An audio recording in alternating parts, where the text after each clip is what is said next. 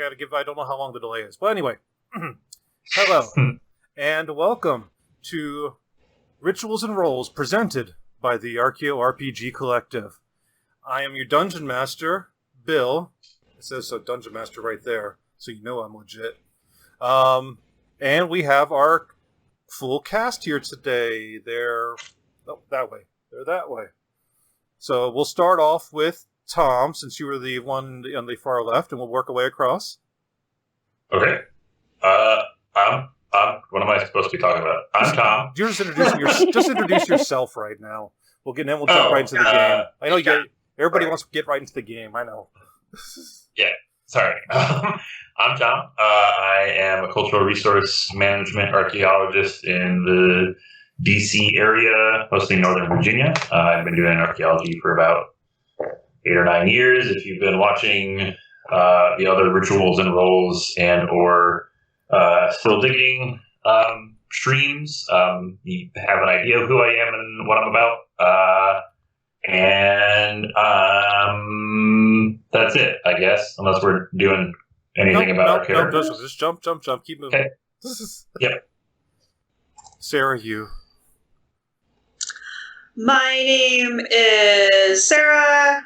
I'm an archaeologist working in the Midwest right now. I try to work somewhere where I know stuff at, and I'm currently on a project. Just got off of 4 9-hour days in a row in like 90 plus heat, so I'm slightly frazzled, and that's pretty much it. I'm finishing up my master's, and you may or may not have heard my podcast, Archaeological Fantasies. So that's it. That's my only other claim to fame. And our Skype screen is Ama. All right, I was going to pull up and add at least my image so it's there instead of the Skype logo. But hi, I'm Ama. I am a PhD student at Hokkaido University in Japan. My current degree is in Ainu and Indigenous Studies. I have a background in public archaeology, and I do have some experience working on a field school in northern Japan.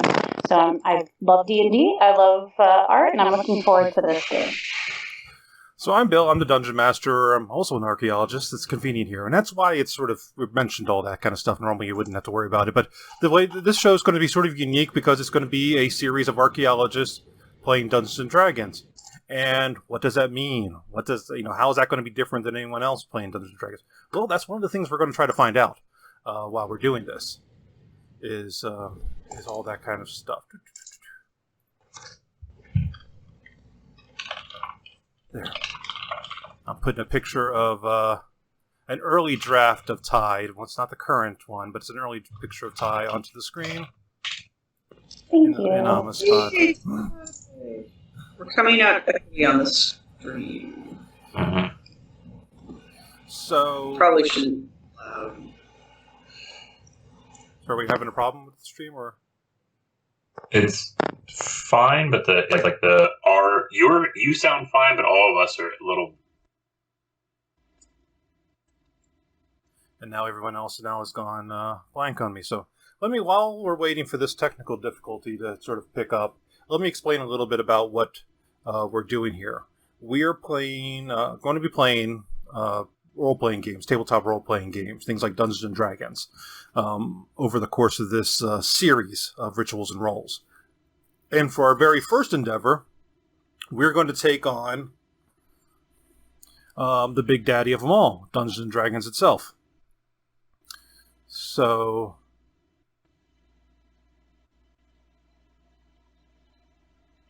with that, I'm also trying to see if I can get the other two people who have now disappeared on us back on. Can you hear me? I can hear you, but the other two have dropped. Okay. I'm back. Oh. Maybe you just lost our art. Okay, your video's... The call dropped. Your video's gone. So anyway. Video hates me. Alright. We'll work around that. It's your voices that are more important right now anyway. So That's true.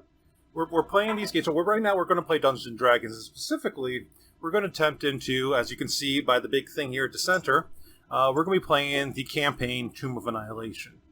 But today, we're just going to be sort of a prologue today. Today we're going to go through and find out why these groups of characters are together and why they are going to go on an adventure down to the peninsula of Chult, into the jungles, and looking for lost cities and ruins and other things, which we'll explain more as we go through tonight. So these three characters, we've played a home game for about a year now. And so these characters here all know each other from the previous campaign. And so we're going to start off with sort of why they're sort of reuniting after their sort of first adventure together. So, if everyone is sort of ready, let me see if I can do a read.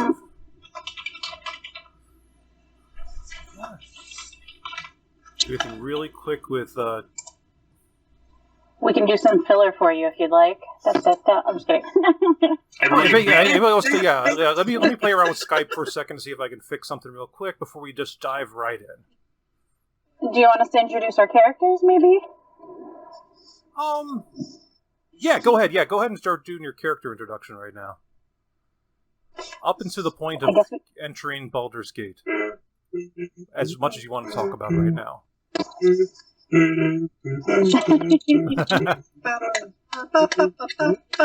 Definitely getting cut out of the YouTube feed. This is quality content.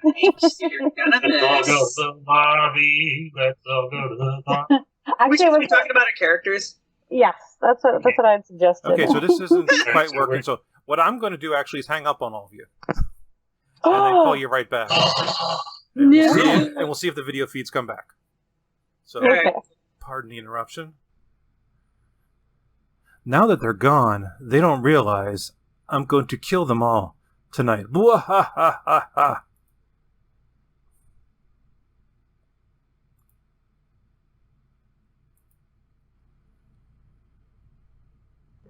That'll work.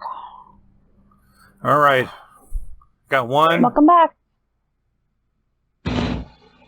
I got two. And yes, it would not be one of our streams without some technical difficulties. So hopefully none of you were watching the Twitch feed while you were gone for a moment.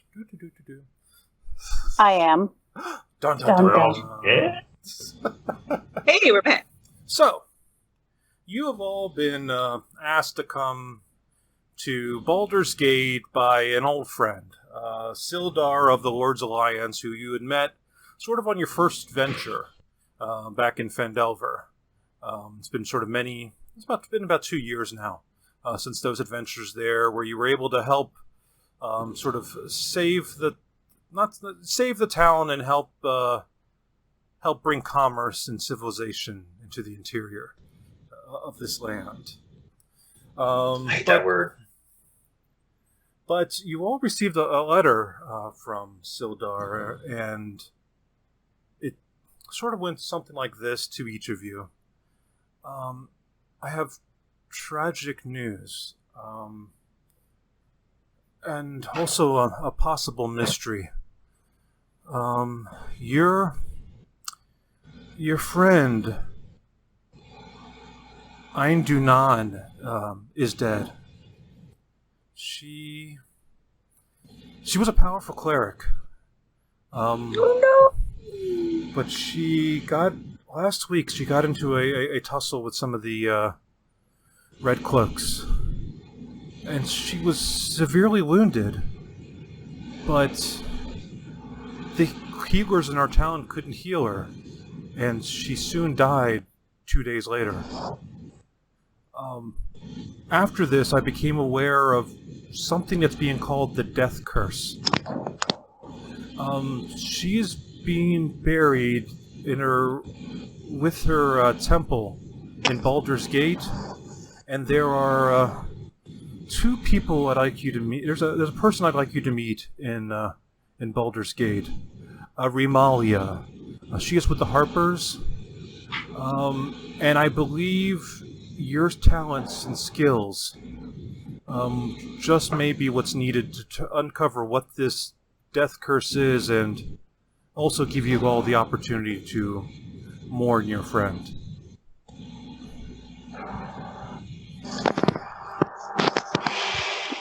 I'm Reckless. you killed her character. I hate those guys. Sorry, Megan. It made for good drama.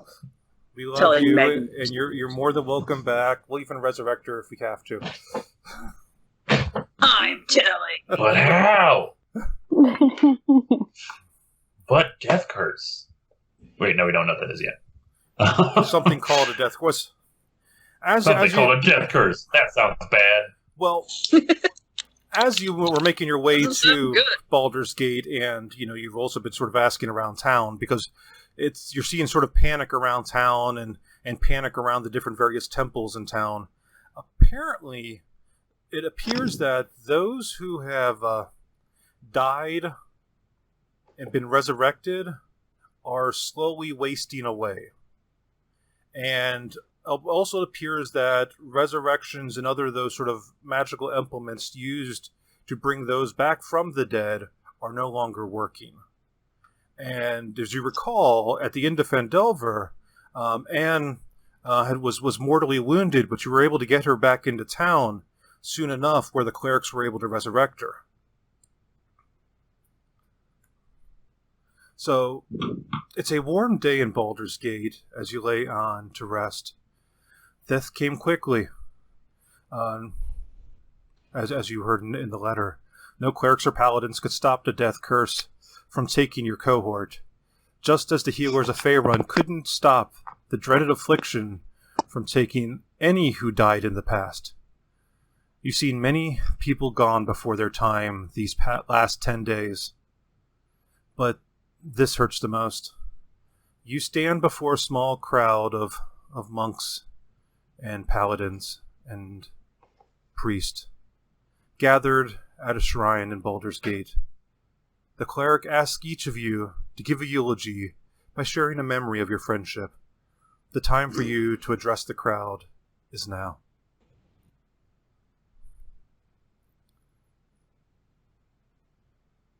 And the cleric's still just staring at you.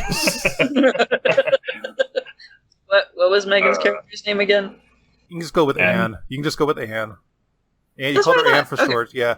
It's Ani, and it was Ani Haman, which is, she's also going to be mad at me because it's a nice Assyrian name that goes back to her studies and things like that. But well, there's a reason why we call her Anna, because we couldn't pronounce the damn name.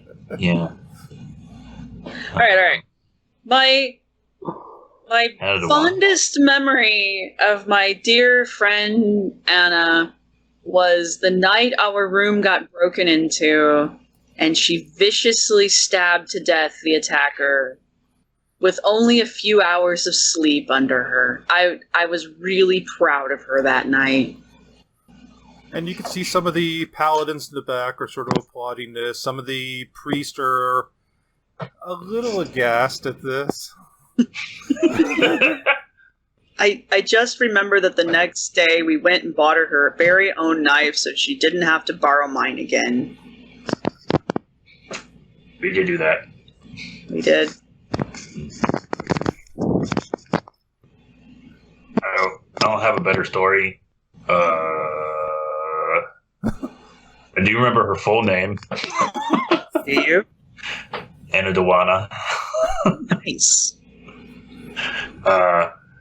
Really good at stabbing.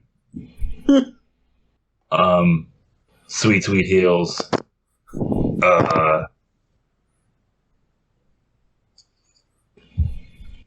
That's all I got. It's beautiful, Thomag. Best I could do. Tay's going to lean over and kind of whisper softly to Aranel and be like, "Did I know this person?" No. Not really, no. He will straighten up very quickly. She was there the entire second half of the adventure. He will stand up very quickly, recovering, and look around the crowd, and with an air of kind of remorse that comes on quite quickly, will begin a beautiful eulogy. Tyvindr was a wonderful, wonderful person who touched the lives of everyone she met, and we are ever so at a loss without this shining star to guide us on our journeys and to accompany us on our ways. And it is with this utmost sadness and respect that I would like to announce that I am collecting donations in her name. I'm going to reach over and just kind of punch him in the leg real hard, like Charlie horse punch. Ow! Ow! I apologize for my friend's activity. They are incredibly consumed by loss and know not what they do. Once again, donations in the back after this ceremony is over. Bye. Sad. I'm going to poison your beard later. So as the mourners begin to disperse, after saying their goodbyes, two people approach at the back as the crowd approaches. Can I get any donations? Well, you were trying to shake down a bunch of priests and paladins, so I think there's a couple prayer scrolls in there. Serves you right. Gonna resell these somewhere down the road. On 0. So you have two figures. One appears to be a female sun elf. Older, but still spry, dressed in noble fineries of a northerner. The other is a little more mysterious. Completely covered, draped in a heavy black cloak, wearing a silver mask. And by silver mask, it's picture a bunch of 1 inch by 1 inch squares of silver chained together, laid out over the face with just a little bit of a hole for eyes. Like a veil almost, in a way? Almost a veil of silver. The elf speaks. Beautiful ceremony. It's clear your friend meant a lot to you. The cloaked figure cuts in with a dry, raspy voice, one that reminds you of the way your friend spoke as death approached, if you'd heard her. There is a chance the deceased soul and countless others can be saved. If you act quickly, we might even be able to bring them back to life. And you can save those still living with the curse as well. Who are you? Who are either of you? So the sun elf goes, "Oh, I'm so sorry we didn't introduce ourselves properly. I am Rimalia Haventree. We were supposed to meet you. Of House Haventree. And this is the esteemed Syndra Sylvain. I believe... What's the sun elf? Excuse me? Rimalia. Yeah. I believe Sildar of the Lord's Alliance should have reached out to you. Yeah, we were supposed to meet you. Okay. Do we know anything else about these people by their names at all? No. You know what? Are you sure? Let's start it. Tom, you were at sea. You don't count. Aranel and Ty, go ahead and roll a history check to see if maybe somewhere on your recent travels on land these names might have rung a bell. Oh no, not history. It's a D20. All of your pictures are in the way. I got a nat 20. Well, it's not a nat 20. You got a 15. That's not a nat 20. I'm sorry. All I saw was the 20. I'm sorry. I got excited. Leave me alone. All right. Ty, you're a little worried that you might have robbed them before, and you're not really sure. You're like... I'm standing backwards then. Aranel, you've heard of the name Ramalia. She seems to be associated with the group The Harpers. They seem to be a group that, a loose association of mages, scholars, rogues, and warriors who go around trying to remove corrupt individuals from power and to try to keep the people of Faerun safe and free. So they have sort of, sometimes their paths cross with the Lord's Alliance in terms of an alliance, and sometimes they're not always on the best terms. Gotcha. Syndra, you know the name as like a powerful wizard in Baldur's Gate, but from the way you were explained, you can recall in your memory, you could have sworn she was dead. Like old.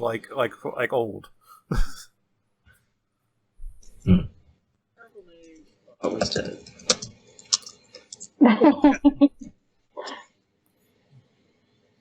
If you'd like, we have we can go over to Syndra's abode, and we can maybe have a tea and discuss this matter a little further. And I see rain might be coming in off the shore, and a little drier as well. Do I trust Syndra? Roll an insight check. Bah, bah, bah. Sorry, I was just trying to come up with something. How dare you not trust your elders? 10. What did you get? 10. Yeah. I mean, it's somebody in a mask. You can't see their face. So you can't tell. Not a lot. So you can't read them at all. I say out loud, this isn't a trap or anything, right? No, well, hopefully, if we all goes well, you can save one from actually occurring. A trap? Save one what? A tragedy, a trap. Trap, okay. Okay. Tea sounds nice. Okay. Man, I was hoping you'd roll one, because I was going to say you were convinced it's 3 gnomes in a cloak. There's still time. There's still time for that. I mean, anything is possible. So you move on to get off the streets, nice cobblestone streets of Baldur's Gate. You move in, you see this neighborhood of sort of stately townhomes that are up here, and you approach one of these stately townhomes, and they're black brick with stark white wood trims on it, 2, 3, 4 stories. You approach one of these nice big 4-story ones on here with a nice, step riser to go on up to the platform, and you were then accompanied in to her home with a nice hall there, and immediately off the hall is a beautiful sitting room, beautiful rugs, a bookcase to be envied, and artwork and artifacts from around the world, and definitely arcane objects. Ooh, I do envy these things. Ooh, ah, ooh. Sarah's definitely going to be inspecting them quite as closely as he can get without causing any suspicion. I'm just going to start keeping an eye on the drought from now on. All right, Ty, when you want to do something more than just look, let me know. Ooh, what about Wolfie? What about Mascot? Mascot's come along with you. He was there. If anyone had talked to him, he actually gave the most touching memorial there at the service. Could I have retroactively cast Speak with Animals while he was... Yes, you heard him. It's been 3 years, and you're going to boop this wolf on the nose? We just hear Wolfie just like... And a single tear rolls down Thomag's face. I mean, I understand what he's saying, because I speak to animals, but... Oh, what is this? What does this do? Of all the creatures I have met in this world, she was the most human. I didn't mean to scare you. Hey, he's cultured, all right? Sure. It's a very cultured, wild, direwolf thing. Getting back to the shinies, Yes. would there be anything in particular that would have caught his eye? Well, most of it doesn't appear to be in glass, but you're seeing like searing stones and possible wands and a claw of a creature which is still twitching, and all these things are just floating in air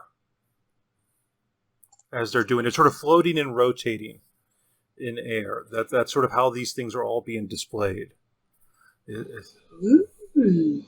I think Ty would be one to value them. Is there one that's kind of more quote unquote value in a I see purely you reach for financial that. sense? I'm going to reach over and smack your hand.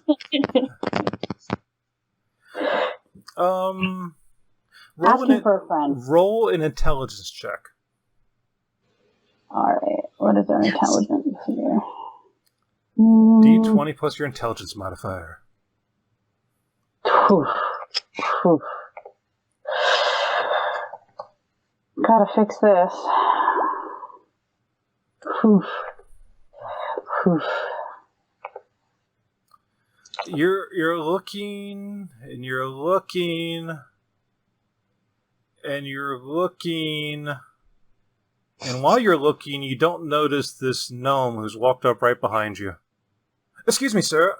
What type of tea would you like? Without missing a beat, Ty is going to be like, Earl Grey with some honey, please.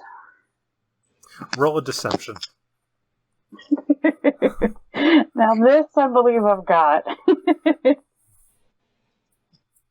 You see Thomag turn around and he's rifling through his bag and he pulls out a little satchel and says, "I brought my own," and then he hands it to the So first to Ty. Very well, sir. I will take care of that. Would you like me to prepare that for you? We do also have sandwiches and cakes if you'd prefer that. You have me at sandwiches. Very well. And what would they want? Who? Sarah told me she was using the pronoun, so I'm trying to use the pronoun. You don't refer to me as they. Well, how am I supposed to? Anyway. Without going, hey Sarah, he's Sarah. Okay, he's Your looking companion? now at Aranel. And what could I get for you? There we go. I think they like food.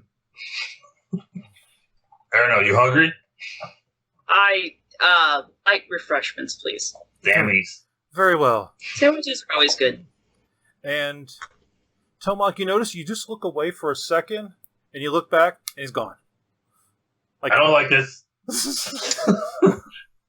Ain't right. So I see you haven't changed much in the years, Thomag. Too small. Don't trust it. go ahead. I was going to say, to tempt fate, Taylor's going to very gently raise a finger just to poke one of them, just to investigate, not to take, but to investigate the floating I will object. smack. If I see him poke, I'm gonna reach over and smack his hand. Make a dexterity saving throw. That's not gonna go well. Wait, I'm making the dex, or they're making the dex? They're making the dex. Contested. I'm typing it, sorry. Well, never mind. I'm not gonna do that. That's not gonna happen. A very swift maneuver to avoid a slap. So because of this, you do manage to only take half damage. So you're only going to take 5 points of What? of electricity damage as a shock goes through your finger. Yeah. Wait, how did the thief not realize that the shinies were booby trapped? Because the thief didn't bother to look for it. The thief was too busy trying to steal it and didn't bother to look for traps. Okay. He was not trying to steal it. He was just, yes, I was merely testing. Well, now you know. It's trapped. Very well. So thankfully for you, none but the three of you were in the room at this time. So now food has been served. Rimalia and Syndra have all sat down, and we sort of got the light pleasantries out of the way. And Rimalia sort of leans forward and begins to speak. So, my group of harpers, we are trying to uncover this death curse. It appears to have started about 10 days ago. And what we kind of believe this is, based upon the symptoms, is this very much looks like the kind of death curse, a kind of curse associated with the magic that a leech uses to feed souls into his phylactery. What? The device that leech uses to sort of store souls. Lich? Lich? Lich. Oh, I see. You must not be from Baldur's Gate. I'm sorry, our accent sometimes is a little confusing to some. Sorry, I'm hard of hearing. I just wanted to make sure that I was hearing you correctly. Lich, yes, it seems to be a lich, and it seems to be similar to what happens to a body when a lich feeds a soul, takes a soul out of a body to put it in its phylactery. Excellent. And they think, we're hoping that with this being the case, if we were just to speak to a leech, they may be able to trace the source of this death course, because it seems to be much more powerful than even any of the arch-leeches that we were aware of. I'm sorry. Leech, like little, like blood sucking. Because that's what I'm. Sorry, I'm having a hard time. At this point, she's going to pivot and look to the magic user and go, "No, we mean undead archmages who, through their corrupt and evil and power, are able to sustain the power of their undead life through the sucking of souls from the living." So not dissimilar. I know what a lich is. Well, I know that's why she's talking to you and ignoring. Oh, okay. It's like the same thing. So, in about 4 days' time, I'm assembling a team to raid the lair of the closest leech we have to this area, a Zendalar Cordress, known as the Duchess of Rot. Oh, what? That's a wonderful name. Well, she has earned it. Trust me, she has earned it.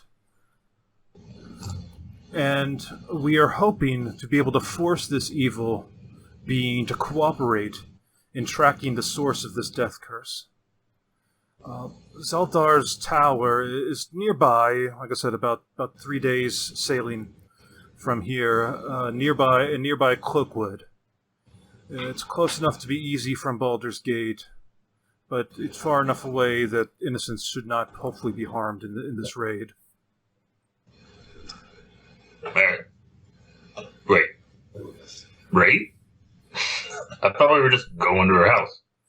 No, yeah, Shouldn't you just talk first? I don't know what experiences you may have had with a leech in the past, but they do not enjoy conversation easily.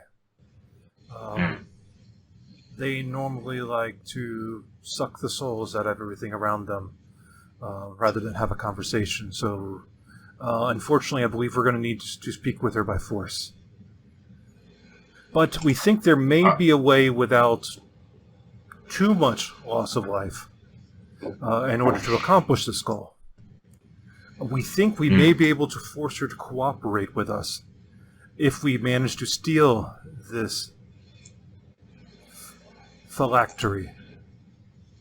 Harper Phyllactery. Phylactery. We want to get hers? Yes.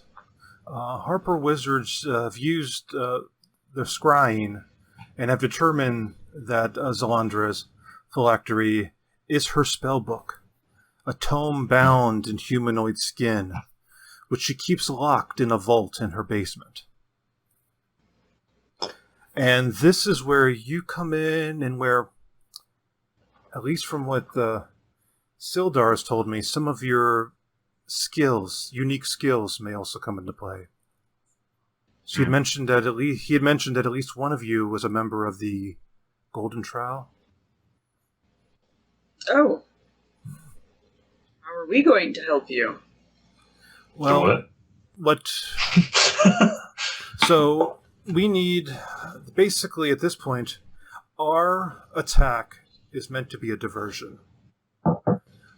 We can arrange to have a small team, which would be the three of you, enter from a cliffs below the tower, where you could enter into this basement layer, whatever it is beneath this tower, and retrieve this artifact. And I understand artifact retrieval is your specialty, because we wish to receive this artifact intact and without harm. Well, I mean, retrieval sounds a lot like stealing. Yes. Thomag just looks at Tyvindr. I mean, normally what we do is we go into an area and assess the cultural value of an area. I don't know what I feel like stealing this artifact might not be right. For a moment, she gives you a cold look. Then, didn't I tell you? Oh, the morality of these golden trials. It is not a legend. It is true. They are so moralizing in there. It is so cute to see these mortals with that. But as we're saying here, we are not to allay your fears. We are not taking an object from a past culture or an object that has been buried. The unfortunate thing is that the owner of this object is very much around, and that is this lich.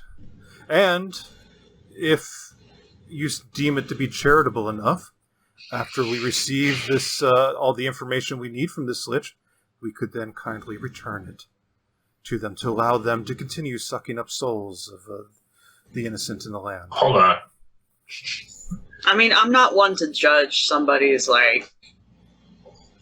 cultural identity and rituals within their own culture group. Yeah, okay, I get it. You need this book to, blackmail them into talking to you. I understand what you want. Good, I'm glad we're on the same page now. How much? What she said. Well, good. Lord. That is a... Well, no. That was the... those of you with your skills, we understand it's not something that comes cheap. Now, we wish to pay... If this is accomplished and we're able to, retrieve this book, get the information we want, and understand more about what this death curse is, we'll pay you 500 gold. Each? 500 gold to blackmail a leech.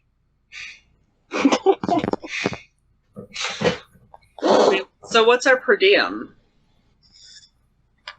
Well, I would have one of our mages sail you down for the 3 days, and we would fully stock that with provisions for you while you're traveling. I like the previous question. Is that per person, or is that in total? That is in total for the party. 600. We have to split it evenly. Yeah, that's a better number. I'm just going to let them negotiate. Roll a persuasion check. Can she have advantage because I'm helping? And I'm large? I'm large. That's intimidation, not persuasion. Okay, Same. let's metagame. Let's metagame for a second. These are both basically like level 15 to 20s that you're sitting in front of. Doesn't mean I'm not going to try. It also means I've not intimidated you in the least. Yeah. Doesn't mean I'm not going to try. That's true. They might think it's cute. They might give you a cookie. I'm simple. Where's my tea? I'm going to need that backpack. Tay is very, very just upfront. No, I appreciate that, and I think we might be able to do 100 as a bonus, if by some means. What is a good bonus? Oh. If the book is returned to us. Okay. Very well. I don't think I need it. Okay, then I think we have an agreement. And you see her go. And all of a sudden, the gnome is now right behind the left shoulder of Thomag, with a platter in his hand. Stop doing that! Holding what appear to be 3 flasks with a sort of reddish fluid with corks on there. You recognize these things. You've drunk enough of these things. These are potions of healing. And to help you along your way. Where's our tea? You finished that already. You already have. Did you want to act out the tea and crumpets? I wanted my bag back. So you each now have an extra potion of healing above whatever you already had in your equipment. Okay. Ooh. Hey, do we still have all the stuff from the last time we were out? At least, yeah. Plus Are we certain? Plus the artifacts, the magic item I've texted you about a couple weeks ago. You did? Yes. Useful. We talked about it on the previous stream. I remember we talked about him on the show. What level of potion of healing? This is a standard potion of healing. So it would be greater? This would be a potion of healing, basically. So it would be So a greater potion of healing? I love it. I was dazzled by all the colors on D&D Beyond. Alright, I got it. It's mine. Tay is going to stick it unceremoniously into his pack. Same. And I guess while we're doing that, before we... No, actually... Well, hold on. You also see Thomag squeeze out his tea bag and put it back in his backpack. You know what? You do that in your own time. You don't do that in the middle of a formal living room. Oh, what? This is a PG. Specialty. So unless you guys need to do anything else in the town, you can begin sailing. Woo! Do we have maps or anything else like that to get us where we need to go? You're going to be meeting up with a mage of the Harpers, who's going to basically sail you down there. And they don't have any maps of the interior layout of this domain, so you're going to figure that when you get there. But they're basically going to walk you right up to the door. Okay. Do we need any other supplies before we take off? I mean, I'm pretty well stocked, actually. Well, we don't have any healing other than this potion that they gave us. Says you. Oh yeah? What do you got? I spent some time with some tree guys on this island, Okay. I learned a couple tricks. Like. Like this, and then like just in the middle of the street, he creates a bonfire. Well, that's going to be very useful when we're bleeding to death. Well, there's other stuff. Before we take off, I'd also like enough time to potentially heal myself for the 5 points of damage I took. I would say the overnight sleep with the luxury accommodations and other temples in town, you can definitely heal back to full. Are we? I thought we were. Are we going straight to the boat, or what? Well, the boat's going to leave the next morning, so I'm just sort of expediting thing. There's not really much going to happen here, so we can jump right to the next morning, unless there's something. Should we grab our drink and catch up, or are we good? Well, you have a 3-day boat ride ahead of you. Oh, we're good on there. Never mind. 3-day boat ride. I would actually like to. I want to just go to whatever tavern, bar, whatever attached to the room we're at, and buy like a good sized bottle of rum. These are important things. As long as there are no Pirates of the Caribbean jokes along the way, I am fine with that. I mean, the rum will be gone, but I'm not going to ask why. All right, I can't find it. That'll put you back 10 silver. And so, What did you want really good, or just like a good size bottle. good size? Okay, yeah, it's 10 silver, and it's not very good, but it's volume. I mean, as long as it's rum. It's rum. There's a good sizable volume of it. Yes. That's more what I'm concerned about. And you said 10 silver? Yes. That there is the third finest vintage out of Port Nyanzaru. Whatever. I don't even care. Will it get me drunk? Oh, yeah. Okay, good enough. All right, so the next morning, you all meet down at the docks. There's a nice keel boat there. It's called the Diviner, as you were mentioned to go last night. And you see standing there a nice, thin halfling in sort of vestments indicating that he might be a practitioner of the arcane, sort of a traveling cloak, some books on his side, carrying a small staff. And he goes, Oh, hello, good morning. I'm Calbrex. I will be sailing you down the river, down the Cloakwood. Welcome. Yay. Do you know what you're doing? Excuse me? Calverts? Do you know what you're doing? Oh, yes, I've made this journey many times. I know. I'm the one that's why I'm here. That's why I'm here. I'm very skilled.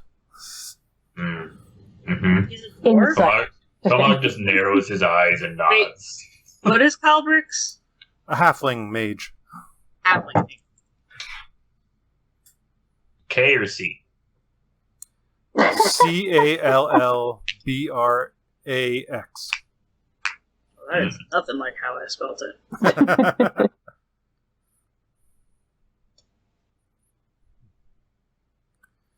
Okay. Okay. And then you begin. So I think the good thing for day one would be to describe your physical appearance for the audience and plus for each other, since it's been a long time since you've seen each other. Mm. Let's go first. You spoke. All right. So Thomag, I guess. Well, you guys know what I look like, but so Thomag is. Hold on, let me actually pull up his description. So he is 7.5 feet tall. He weighs 300 pounds. He's Goliath. He has these, like, you would expect them to be tattoos, but if you look real close, they're like fuzzy. And there's some on his head and his chin, and there's some on his like chest and arms, and he's got one on his shoulder that is it's an orca on his shoulder. I'm gonna say right shoulder. He's got this. It's like a vest, but it's leather. It's got kind of a collar on it. It's got this bear motif on the backside of it. It goes down to about his knees. He's basically wearing Carhartts and boots besides that, and that's it. He's got this kind of like buckler shield on his left arm, and his maul just looks like a piece. Like it looks like somebody took a branch, like cut a tree above and below a branch, and like the head is just a trunk. The part of the trunk, and the branch is the handle of his maul. I'm trying to think of what else. It's got kind of yellowy eyes and pointy teeth. And pointy teeth. Big, sharp, pointy teeth. Sharp, pointy teeth. I think that's it. Aranel, I had to look mine up. Aranel is an average-sized human. They have violet eyes that are kind of glowy, and they have kind of a pixie cut with light brown hair and amethyst highlights that are kind of glowy. Other than that, they look exactly like a normal person. Like, average normal person. And they're wearing flowy clothes that are in blue and green because that's what they want to wear. And a new item that Thomag may not have seen, Aranel is carrying a lute. And also there's a small horse-sized wolf, which is mascots. Horse-sized? Small horse. Mini horse. Big wolf. Oh, and I guess I would be wearing a necklace. Oh, dear Lord. Hold on. What does it look like? It's a thing. It's a real thing. Yeah, he's got like a necklace with a little charm on it. I thought this was your necklace of ears.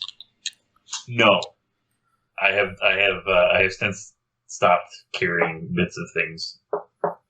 No, I probably would have like a little like sling of ears. And I said the first time I would have seen Wolfie, I would have like ripped one off and thrown it to him.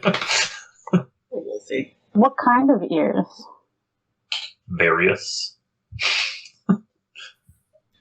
A variety. Human? Some. Ah! No, thank you. Have my reasons. I have to add that to your character portrait. It's not like a ton of them. He only ever has like 4 or 5 at a time. Oh, only 4 or 5. That's not a lot at all. They totally just rot off and fall off. Oh, mostly that. On the other side of the boat. He looks as far away from them as possible.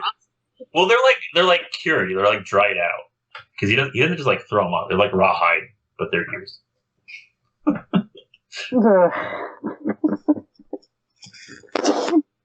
Okay. I'll jump in with Tay then.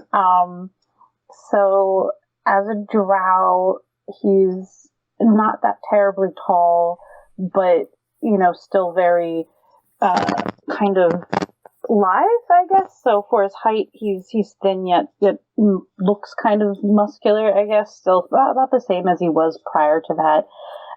His hair was about shoulder length when you met him, but I see him as growing it out so that, you can tie it up kind of on the top of his head, like a bit of a top knot. And I'm going to go ahead and say that his sides of his heads are shaved.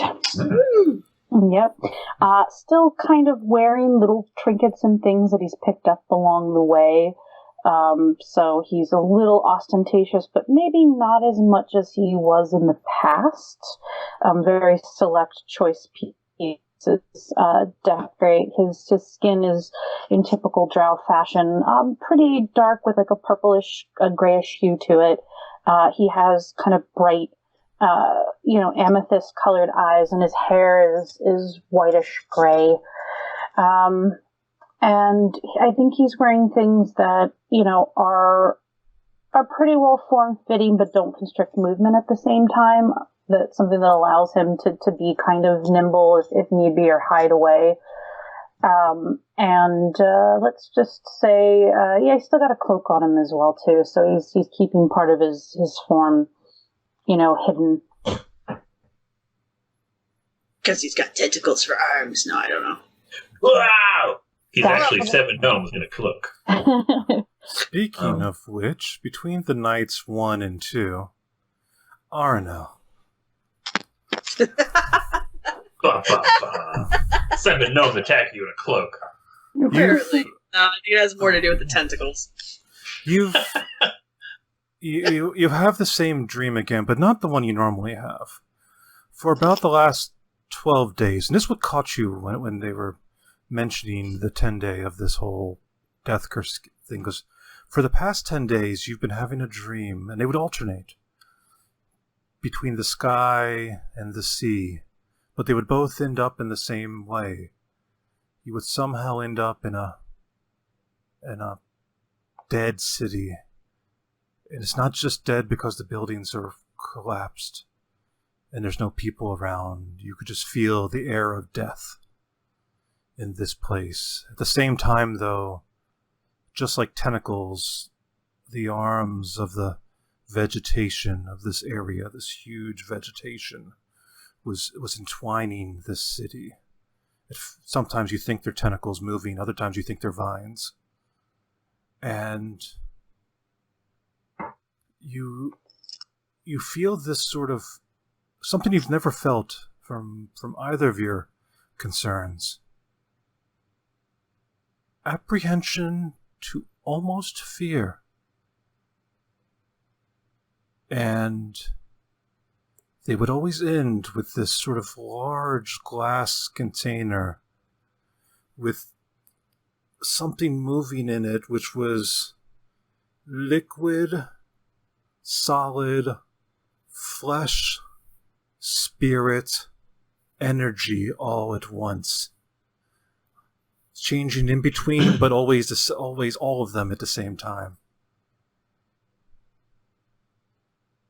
And then you wake. Okay. I don't even know where to start with that one. Wow. So day 2, you want to catch each other up about what you're doing? Can I do one thing before the end of the first evening? I want to see if we're transporting anything. Okay, so this is the you right. Go around the keel boat, and you look around based upon the boxes you're finding and sort of the rooms in there. You're pretty sure this boat is taking at least 4 people and 1 animal, and they're taking them someplace. Well, I mean, like cargo, not like us. No, this is a... Okay. Okay, that's all I want. As Calibrex basically tries to tell you all throughout the day and stuff like that, because he's so excited because he never gets to go on these super secret missions. You basically are on Harper Special Forces right now. We are Harper Special Forces? You're basically in a paramilitary vehicle. Yeah, I'm into that. This boat, it has one purpose, and that's deliver to people to go fight something. It's like a PT boat? Yeah. Okay. So stay on the boat. Stay on the boat. Well, I wasn't planning on getting off. I told him to stay on the boat. I'm wasting my Apocalypse Now references now. Jeez. The nog. Okay, next day. Catch up. So we need a plan? We need a plan. Where have you guys been? Calibrex. Oh, Before you can even start, Calibrax, I heard plan. Oh, yes, we have an excellent plan. It's going to foolproof. It's not going to work. It's going to work. It's totally going to work. So here's the plan. We're going to seem sure. We're going to swoop in and onto the sea cave that's right below the tower. And there's a super secret entrance. You can't see it. No, you can't. You can't see it. But I know how to get in. Boom. And you see a little spark come out when he does that. Just boop. And then you go in, do your thing, and then once you get the book, you come right back. You come right back to me, because that's super important to this mission. Super important to this mission. You come right back to me. I poof, teleport us all right to Ramalia. Mission accomplished. Okay, well, I'm just curious here, Calibrix. What do you think I do? You look like someone who talks a lot. I mean, that's fair. That's fair. But what do you think I'm going to do? I don't know. I was told these are the ones who are going to go in, get the item, whatever the item is, and bring it back out. So you don't even know why we're here. Need to know. Super secret mission. Need to know. Okay. Do you know who it is we're getting this item from? I'm assuming whoever lives upstairs, where everybody else is going to be fighting. I don't know why they didn't want me to come along. But I'm a great boat driver, and I don't know why. And I know my spells. So don't worry. I will protect you. You're in safe hands. Okay. I feel better. Tay's gonna look at the other two and be like, "Step into my office, please," and point to the other end of the boat. Should I leave my ears outside? Yeah, give them to the mage. I just throw the whole ring to Wolfie. You're not going to have ears when we get back. Wait, Wolfie's coming with us. There's no point in not informing Wolfie. I'll give it to him anyway. Smarter than all of us put together sometimes. This is true. Should we dial him in on this? Yeah, we're going to dial him in on it. All right. Come on. Go. Four of us, then. Let's go. I'm going to cast Speak with Animals. I need to cast that. I can speak with my own damn wolf. Thank you. I know, but I want to talk to him. Oh wait, no. It is. I think we messed up on the home campaign. It is actually a ritual casting, so it takes 10 minutes to do. Never mind. Well, you could sit there as you go into the room and start doing your casting while everyone else starts talking. I'll just listen to the conversation. We'll just you know what? Guys, the drow wants to talk. All right, listening. I don't want to talk. I want us to talk. Okay. Well, we were doing that. You seem to have a specific question in mind. It's not a question, just what is our game plan for after we get inside? So, I mean, we are expected to interrogate this slug, leech. No, we're here to grab the book and leave. Oh, we're not talking to the leech? No, we're going to take the book back. Then they're going to use the book to blackmail the lich into talking. So stealth. I guess. Super sneaky. Got it. I could pretend like I'm good at that, but I'm not. I can almost be good at that. Don't even worry about it. we all just look at Ty. My question is, are we all on the same page in regards to this mission? And he stares specifically at Aranel. What? What page? Yeah, what book are we in? What was that conversation earlier about not feeling comfortable about stealing? Look, it's one thing to have me go steal something because they want it. It's another thing to try to invoke the Noble Order of the Golden Trowel and try to entice me to go steal a thing as if it were an actual artifact. The thing... Did you join a secret society while you were gone? It's not secret. You just don't know about it.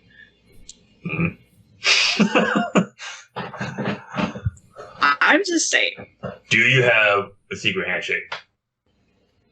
Maybe. I knew it. You joined a cult. Not a cult.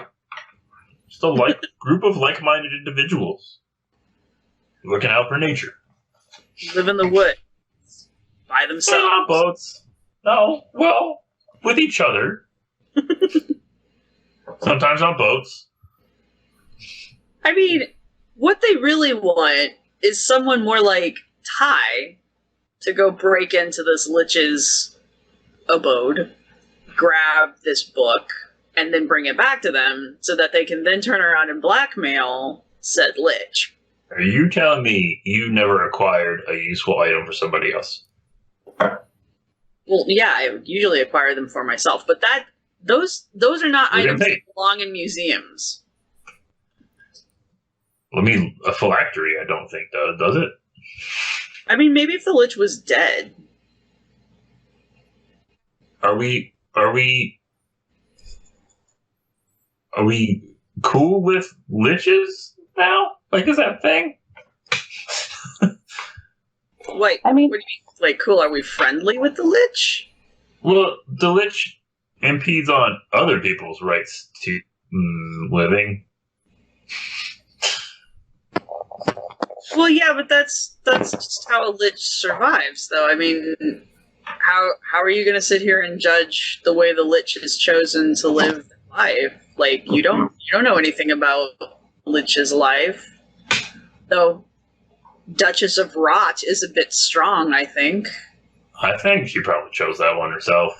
I feel like it's a very bold move. well, how about I suggest this then? I can take the book and you can have a nice chat with the lich to inquire as to their life choices and their personal alignment. I have no desire to actually talk with the lich because I'm not real positive. I think that the lich is doing something, but I don't think the lich is what's going on here. At which point, I mean, we did... I'm sorry, Pat. At which point you hear a low growl. What is it, boy? What is it? I think the other two are missing the actual point. They wouldn't be sending us if there wasn't going to be resistance. Have they planned for resistance other than maybe using them as shields so that we can accomplish our goals and move on? You remember Thomag, right? Yes, that's who I was thinking of when I thought of shield. Yeah. I just look at him and cock my head. I can't actually understand what he's saying, but I'm like, I know you're talking shit. the kind of humanoid where we'd almost be uncertain whether or not they're intelligent or not. I mean, I agree. However, Ty is very skilled. Yes, but I think this may be similar to that one thing near Waterdeep, where we had to make that deal to get out of town. Sometimes we have to work. We have to take jobs sometimes because there are greater goals. I understand. You're having the dreams again, aren't you? We're not going to talk about that right now. We won't talk about that. When these two are away, we'll talk. Yeah. Just Ty and me listening to them go. So, Mascot thinks that Thomag should be our meat shield should anything bad happen. Well, And duh. right, so we're all on that page. Uh-huh. And personally, I would feel more comfortable with Ty stealing the book just because that's clearly what Ty does in his spare time. Only I really want you to give the book to us this time as opposed to running off with it and just leaving us a pile of gold that wasn't even close to how much that staff was worth. Cool, bud. I'd like to amend what you just said. I do not steal, I acquire. And Now, this is going to be stealing. And I acquired that staff and paid you for your work. Yeah, but you didn't. I paid for a very hard day's worth of work, and I see this as yet another acquisition of an object that will aid in the negotiations of another party's interests. True. And that party's paying us money. Mm-hmm. So. I mean, are we cool with 200 piece? Or did we even get the 200 piece? Payment upon delivery. Yeah, they're going to pay it when we get it there. Right. So we are getting that extra 600 as long as we get that book out. Mm-hmm. So an extra 600, we're getting an extra 100 added onto the 5 that they already offered us. Okay. At which point, Mascot looks up again and just sort of quietly mumbles, Just give the word and I'll rip their throats out while they sleep. Just gonna pet Matt's head. So much more angst than before. You like Thomag, remember? I'm glad my character doesn't really need sleep. Nice, guard.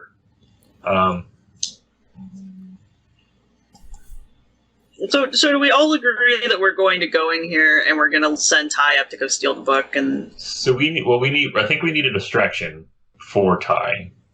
I think that's what the other people are doing. They're creating the distraction so that we can run up and go grab the phylactery and then... Oh, they're coming in from the ground floor and we're going in from the bottom? Yeah, they're coming in from, like, the front and we're going to sneak in around the back. Okay. I would love to ask all of you, what are your experiences with sneaking about then? Thomag is surprisingly spry. I can be extra spry. Surprisingly light on his feet, yeah. I am even sneakier than I was before. He's actually pretty sneaky. And Mascot, I mean, he's a master at it.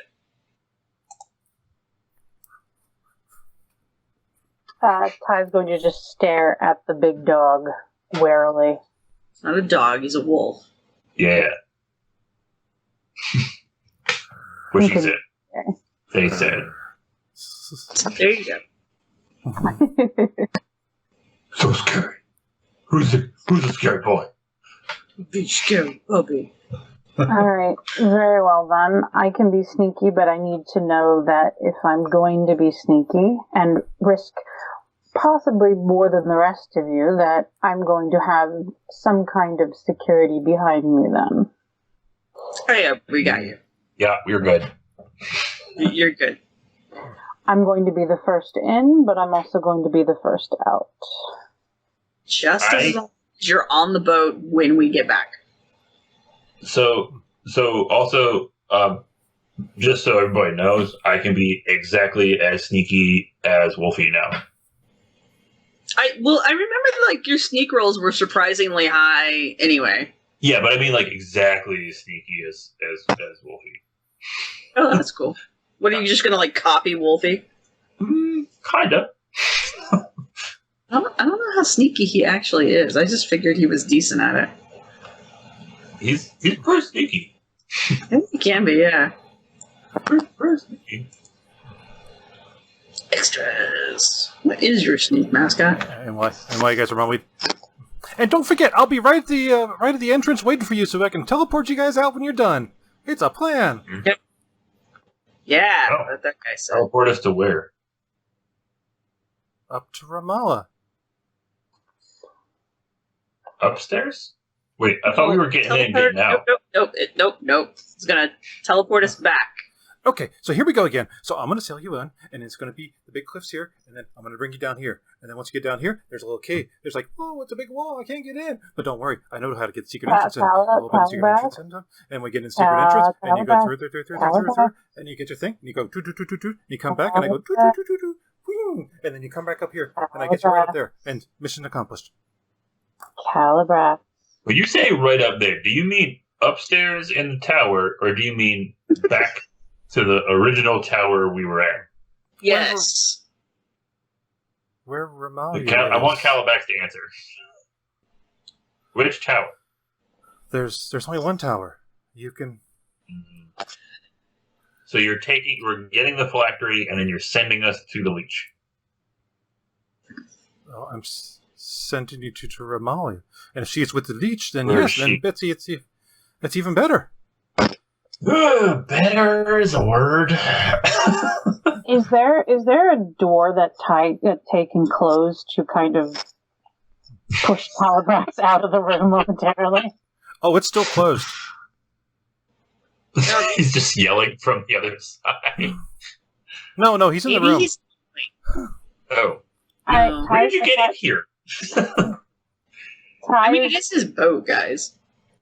Ty is going to put a hand on Calibrax's shoulder and take him gently over to the door and push him out the door and then close the door. Oh, I got it. I should be keeping an eye on the sea on here, but let me know if you need anything. I mean, more planning. I'm here for the plans. Yes, If we need change plans, let me Get know. the boat.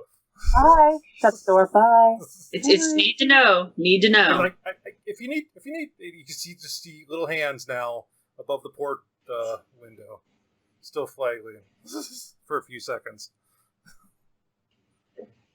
They're so Ty, helpful when they're that They short. like me. that's racist, and let's continue. What? This is way more planning than we usually do, by the way, Ty. No. I want to have a quick discussion about something else now that our friends left the room. Good My luck. question is this. One, do we know that the spell book will cause an end to this death curse? Two, do we know whether or not the Harpers, or at least that wizard, will be able to use the spell book? They're not... Okay, so one, the book itself is not what we need. The book is in order to blackmail the Lich into talking to the Harpers. That's what they said. Two, We're giving a spell book to a bunch of magical people. yeah, what's wrong with that? You go ahead and you sleep on that one. I don't understand. I would love to get a spell book. I mean, maybe I'll even look at it some. It is a spell book. You want a Lich's spell book. Sure. Don't you? What is the phylactery? It's. I don't know. Actually, I don't know if I would know this. Would I know what a phylactery is? Do we know what kind of spells would be in that spell book? Roll an arcane No. check. That's why we're going to read it. What is my bonus? 0. At least it's not a negative. 20. Nat Oh. 20. That's 20.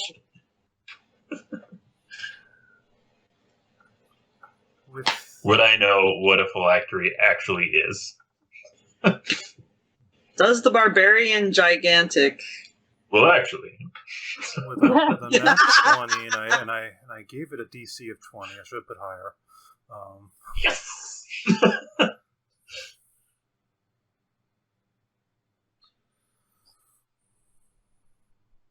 Uh-oh.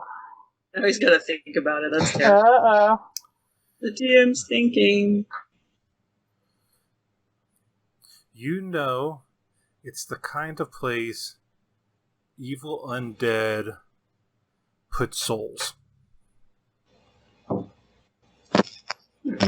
and it's the liches, so it's probably And the one soul. other thing you do know, those souls are in... So the big thing, the new information for you here is that you know there are souls trapped in that book. Mm-hmm. Would I know what destroying the phylactery would do? Oh, no, you don't know any more than that, please. You're not a magic user. Okay. But that is the one thing you kind of have picked up. It's like it's I am, though. You've caught it from your sort of druid talks. They talk about it. Some of the elders talked about it like a trap, but this is a trap of the soul. Liches bad. So this was like a trap of the soul. Yeah. Okay. So that's the way you sort of understand it. You understand it like you would trap a creature, but this is how you trap a soul with a phylactery. Okay. So it's the Ghostbusters. They got the little thing out there. They put the pedal. You don't cross the beams. So does that mean that the ghost traps are actually phylacteries? We'll save that for a different day and a different show. Very well. Remember that one. As long as you have no moral quandaries with handing this book over to another powerful group, then I'm fine with taking it as well too. I don't think it's powerful, but not in the way I think you think it is. Yeah, I have a feeling that the two of you are both on different wavelengths here, but let's just understand that the book needs to go back to the Harpers. Very well. Okay. All right. Let's do it. Okay, is there anything else you guys need to do on this boat? Nap. Hide from Calibrax. I'm on Good a luck boat. with that. Roll stealth. Oh! Just ask the thief to roll stealth. Well, yeah. Well, yeah. You managed for the next day and a half to Nice. avoid Calibax. Up to the point where Calibax keeps going up to Thomag going, did your other friend jump off the boat? Maybe. Possibly. Very probably. This won't She be wasn't a good. huge fan of you. This was my first time leading a mission. I don't want it to go on my record. She'll be fine. He'll show up. Okay, good. Because I'm in line for first lieutenant in a successful mission here. I'm gonna get. Did you notice? I have the one bar here, but if this works out well, I'll have a silver bar on this side next. So if this goes well, so everybody has their incentives.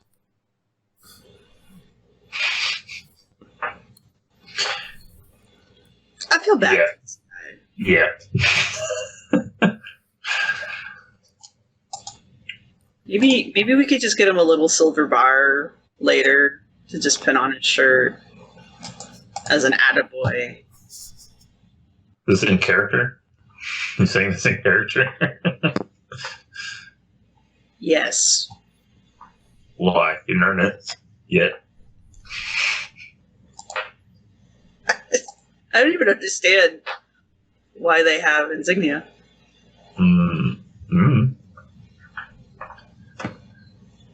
Alright, are we there yet?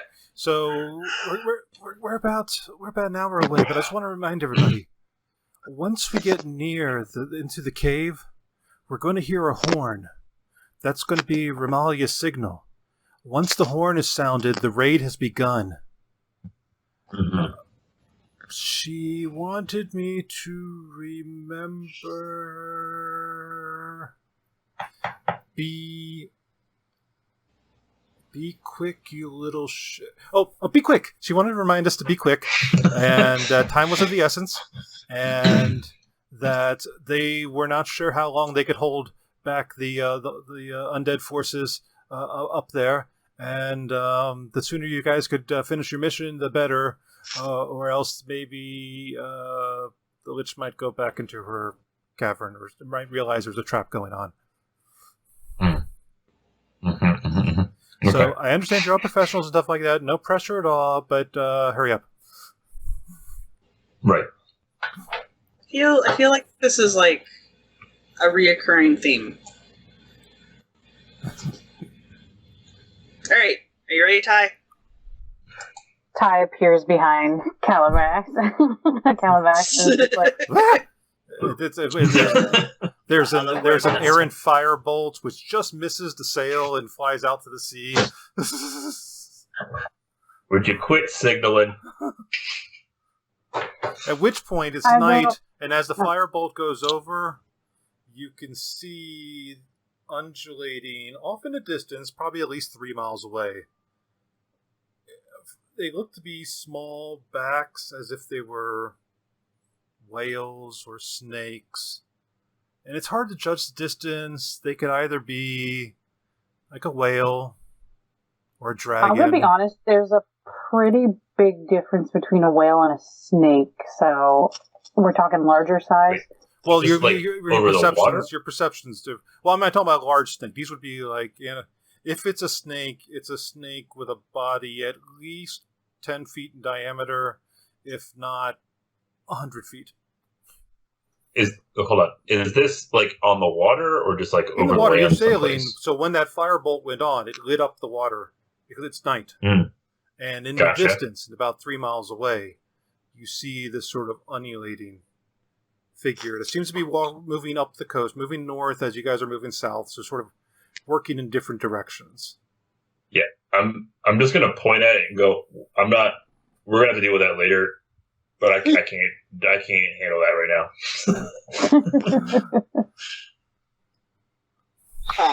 Let's not handle it at all. We'll try to not handle it at all. This is kind of reminiscent of my dream. No. All right. Well, that's a thing. What is that, Calabax? That's probably just a Leviathan. What? And how close did it get to us at any given point in time? We should be in shallow enough waters. It is about 50 feet here. It should be shallow enough that it wouldn't want to come up this close. Let's change that should to not. Yeah, we're just going to pretend you said won't. Can't. Isn't.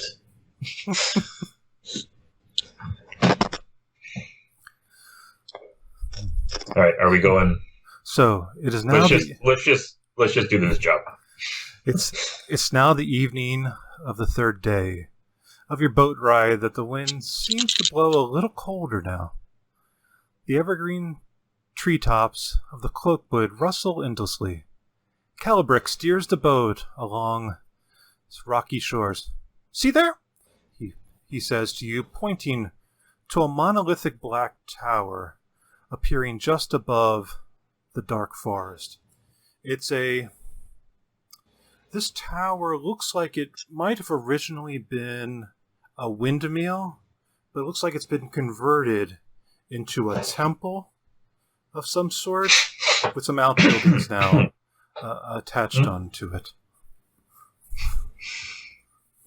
And you can see clearly at the base of there's a lot of arches around the base of this tower. Sorry. Tom is having a problem dissociating himself with Thomag. Oh no. We've had extensive conversations about particular architecture like this. And you see now Calabrix with this holding his fist, with my tiny little fist with determination. Zaldara. In a voice you've not heard yet on this thing. We're close. To who's Zaldara? That is the Lich. That's the Leech. Right. Sorry, I just remembered Mistress of whatever. Rot. Duchess of Rot. Duchess of Rot. So, minutes later, the wind howls a lonely note as Calabrax brings the diviner as close as he can to the shore. A small cliff, 10 feet high rises up from the rocks. Atop the cliff, you can see dense trees and Zaladar's lair poking above. The mage hops into knee-deep water, well, knee-deep for him, motioning for you to grab your equipment and follow. The ocean is cold on your ankles. It's cold as death, even. Calibrax walks onto the shore and touches the cliff wall. And it begins muttering arcane incantations. As he does, the wall parts just a bit, revealing a stone stairs going upwards into the darkness. Suddenly, a bleat breaks the night that fills your heart with adrenaline and dread. That's Romalia's horn. Good luck, and be quick. Time to be sneaky now? Sneaky sneak. Alright. I use wild shape and turn into a wolf. Nice. Can you So I now see while you're a wolf? basically Luffy, but I have black stripes down my back. Oh, cool. Can you understand Wolfie while you're a wolf? That is up to the DM. You're in wild shape, you're a druid. No, because you would have to do talking with animals, but you also have your full intelligence, so you have that. So you don't have... Hold on. I'm trying to look at what wild shape actually does. Game statistics replaced with that of the beast. Retain alignment, personality, intelligence, wisdom, charisma, skills, saving throws.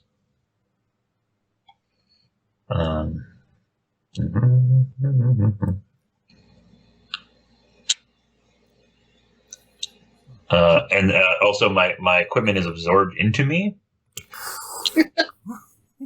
Yep. No, thank you. Can't cast spells. Ability to speak or take any action requires hands. Is limited to the capability of your beast form. Doesn't break concentration. It doesn't say I don't. Hold on. No, you don't speak with animals. You just take the shape of an animal. But I am an animal? You're a pseudo-animal. Alright, whatever. Fine. Okay. So you look in, it's complete pitch black. Other than the stairs with a little bit of illumination you have from the moonlight outside. You see these stairs sort of moving up. And even with your dark vision, right now you can only maybe see about 20 feet ahead of you, because the stairs themselves are they've taken a natural flow, so they sort of get cut off as they sort of do a chicane.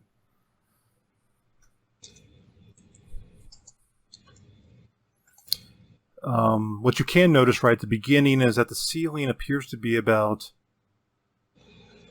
10 feet tall. It appears to be carved or magically carved from the stone. Aranel, you can see that this has been magically carved. Forgot you're an archaeologist. I would say as much. Magically carved? Excuse me. Yeah, because Actually, yeah, I could probably actually do this, couldn't I? Oh yeah, no, I figure with your archaeologist background, you can. It basically looks like the stone has been melted, as if it was ice and you were melting a sort of a corridor in ice. I mean, no, it's no longer liquid; it's all solid at this point, but the textures look like they've been melted. Do I smell anything? Death, but not for you. Delicious. Okay. Can I check the staircase and the entrance for anything? Like a trap? Looking for like traps and stuff? Yeah, go ahead and make a perception check. Okay.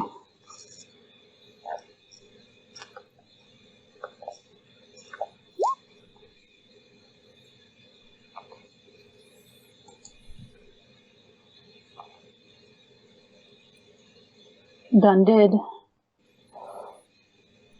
Okay.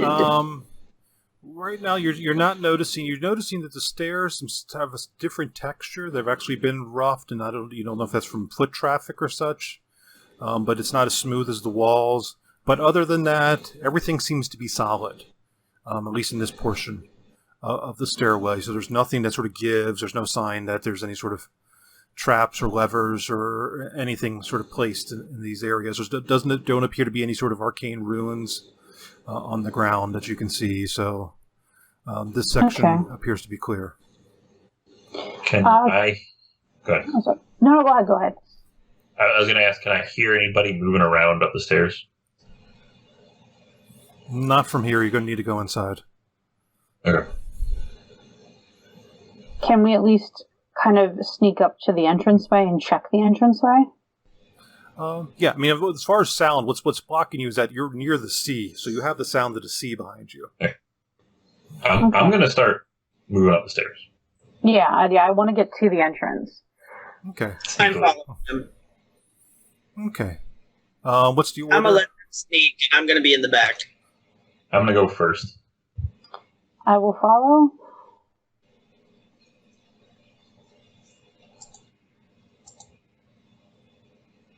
Very, very quiet. Very, very quiet. And is Mascot staying with you, Arno? No, he probably goes ahead, because he's probably usually the fighter.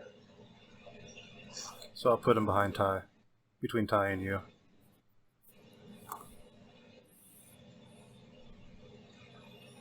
Okay. As you get up, and remind me, you all have dark vision. Do wolves have dark vision? Yes. I don't think. Do they? Pretty sure he does.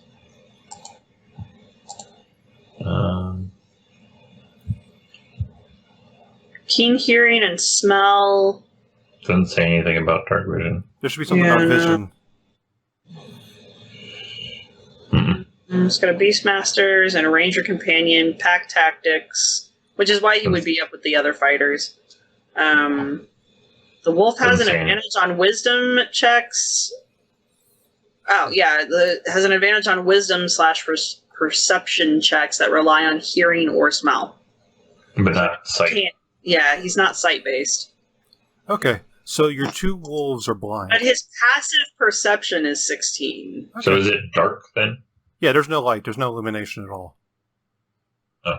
I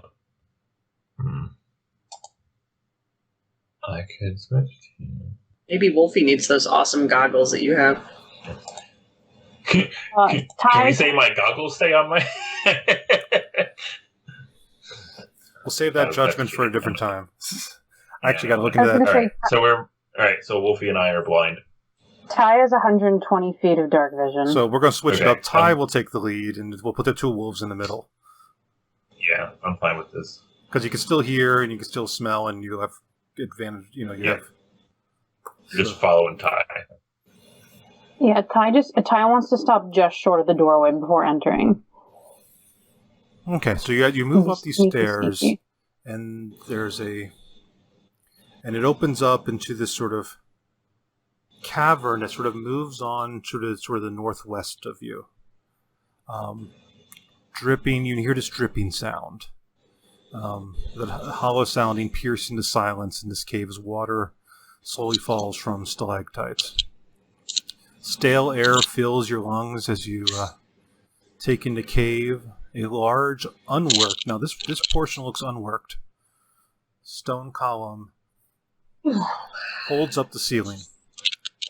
Stout stairs lead up, up.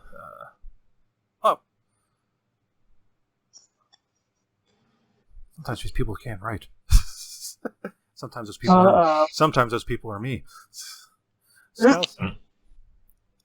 Stout stairs leading up hug the columns, one side within a 5-foot high, while a 5-foot high ledge that leads into darkness appears along the other. So the stairs that you can see would be directly across you to the west. So you see you're coming in from the east door. To the west, There's these stairs. There's a column just north of the stairs, and then northwest of you is the rest of this cavern. So we have the option of stairs or cavern. Right. And with your 120, you can see sort of at the far end of the cavern a second set of stairs leading up to a stone door with some sort of carving on it. Can we hear or smell anything in the cavern? Roll perception check. And I do get advantage on those. I got a... Hold on.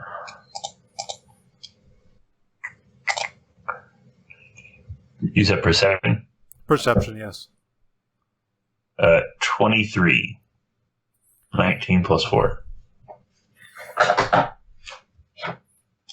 You smell humanoid bones.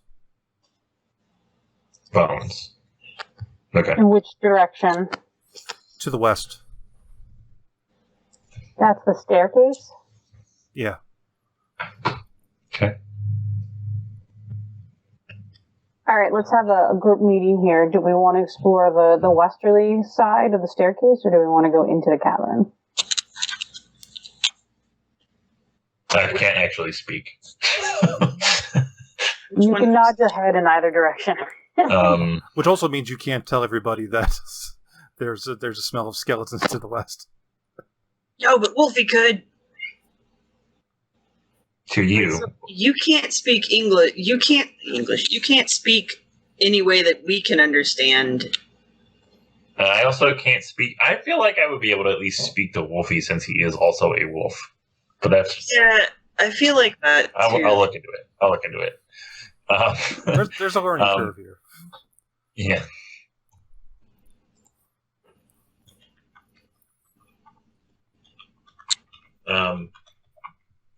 I think I would, and I smelled the bones in the cavern. Well, you don't know there's a cavern. You can't see it. But you smell bones to the west. I smell the bones to the west, which is where. Okay, but I wouldn't know where that is. Okay. And we know we're fighting undead things, so I would gesture just away from the bones. Oh, you could do like a pointer. Yeah. Okay, so into the cave. Well, does the cave go up? Remember, the lich is up. So, like we were told that. You have the stairs to your west. You have this pillar that comes down. On the other side of the pillar, it looks like there's a ledge about 5 feet off the ground that goes along the sort of the western edge of the cavern for a little bit, for about 30, 40 feet. And then goes back to the wall again, where you see the other set of stairs and the door. That's in the westernly direction. Well, that's sort of working your way around from what you can see from the southwest up to the northwest. So we have 2 entrance options at the moment. We have one door up and over, and another door down the hallway. Well, you have 2 stairs, 1 door, and a ledge.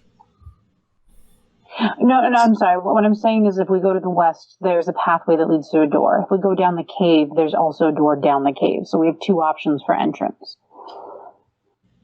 No, the west is just a stairwell. You can't see past it. It's the northwest. Okay. No, northwest is the stairwell that has a door on it. So one of the stairs leads to a door that we can see. The other stairs go someplace we can't. And then there's the cave that just goes. Well, the cave is open, and that leads to the other stairs, the other door, where the door is. Okay. I'm sorry. Okay, well, let's go try the door. All right, do you want me to sneak up the stairs to see if I can see anything before we do that? Yeah, but don't go too far.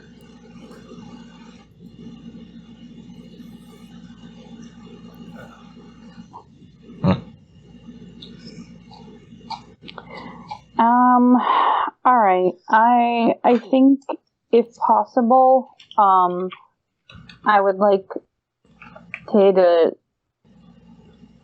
sneak slowly up the stairs, provided the stairs aren't trapped in any way. Okay.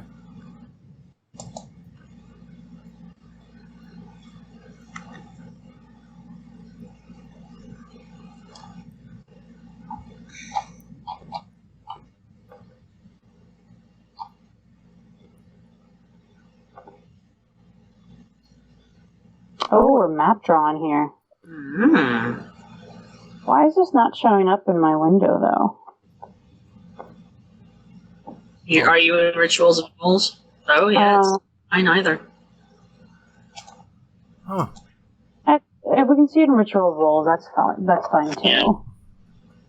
Yeah. That's what's weird. So, yes, you have the... Put the star for you are here. I'm not seeing the map. It's look only at Twitch feed. It's what? Never mind. Okay. It's in the Twitch feed, yeah. Yeah. So you are here, the far southeast corner. Okay. And I smell bones. Somewhere in this direction. Right. Somewhere in that direction. So I would be pointing to the right.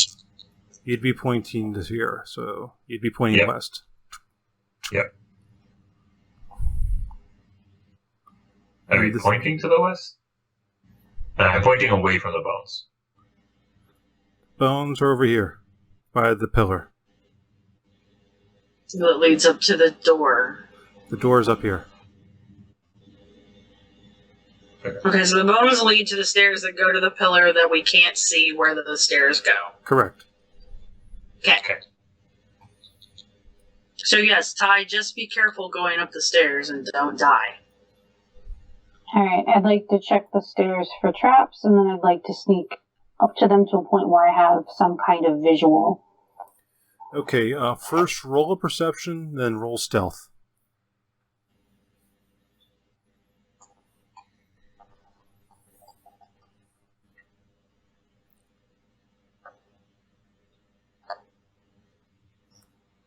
So that is perception. Stairs look and clean. Then stealth. Then stealth, yes.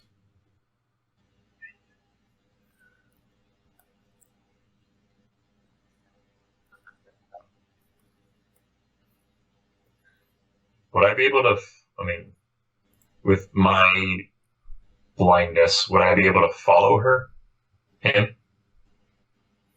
You could follow by scent, roughly.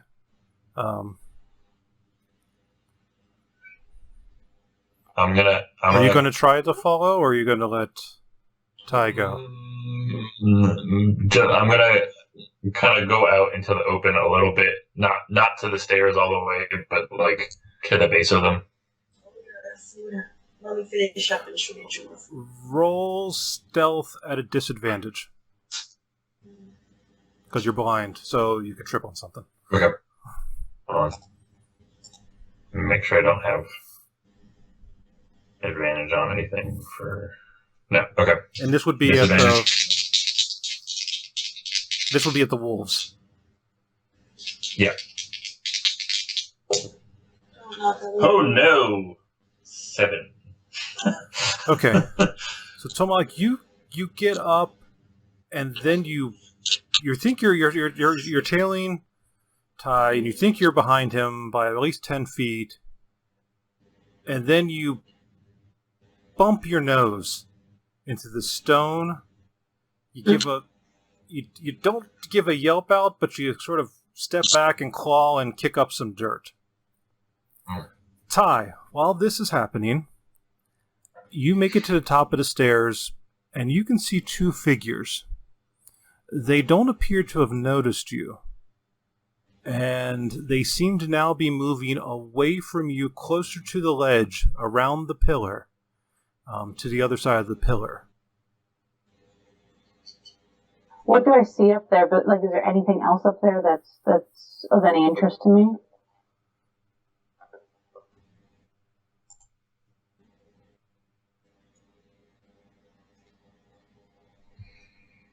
Did you hear that? I'm sorry. Yeah, no, I heard that. No, it seems to be another empty cavern that goes further to the west, leading to two other ways on the far western wall of this room. It's about another 30 feet across. But also, while you're doing this, you hear this whispering sound. By mistake or by foolishness, you have come too far. Your souls will be used to feed my endlessness. At which place, Ty, you see the two figures, which you get a quick look at them. You're pretty sure they're skeletons. Jump off the ledge and down to the ground.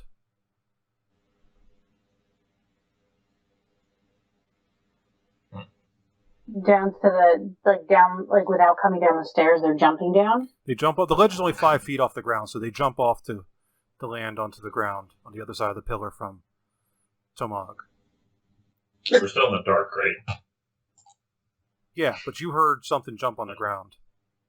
Okay. And that voice that I heard, did I hear that in my head, or did I hear that kind of like as a whisper, like actual physical whisper? Given your passive perception, it was outside, but it did not come from the creatures. It could have been an enchantment. It could be someone else. You look around, you don't see anyone else. Did it sound like a male or a female or ambiguous voice? At this point, it sounded like an ambiguous voice. Okay. But there was age and gravitas in it. Age. Sure. Okay, so the two creatures, they jump down? They jump down. Right in front of Thomag? Yeah, so let me... Do I see that? If I hear them jumping down, I'm attacking. Well, no, we're going to be... Alright, so... Creature 1. Creature 2. We'll have tokens next time, I promise. There's Thomag. There's Ty.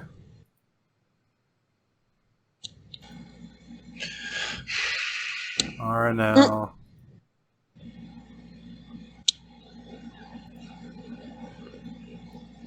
Oh man, I can barely see that one. That's no good. Anyway, that's mascot. Where's the eraser at?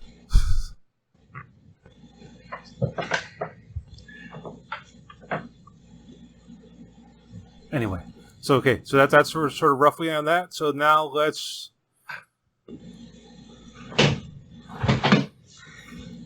roll let's now roll for initiative. And Ty, you are going to be able to do an action because you basically were able to sneak up on them. So go. We'll get combat before we finish up tonight. So then I gotta go to bed, guys. Yeah, no problem at all. Kill or be killed, and then you go sleep. So I get one action? But let's first roll initiative so we can have that all in place. 16 for me. 13! Oh, and then Wolfie. I always forget to roll for fucking Wolfie. Wolfie, why can't you roll your own initiative? I don't think he gets a bonus. What is it? Do +4. It's your dex, right? Yeah. Okay, so then it would be... Sorry, then it's 17 for me. Ah, so it's +2 for him then. Okay.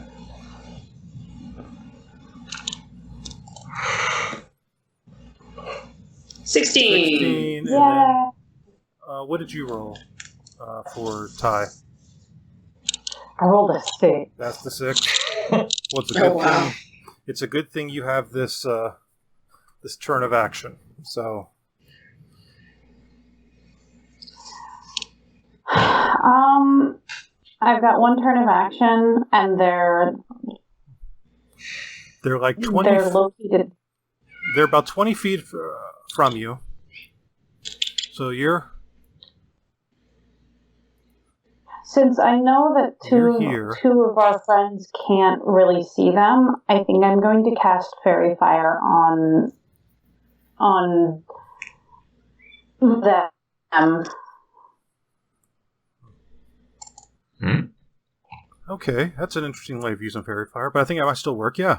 Normally it's good to throw it like on invisible creatures to be able to see them, but I think this way you'll be able to see the outlines of them in the dark, and then it would take away your disadvantage. So, cool.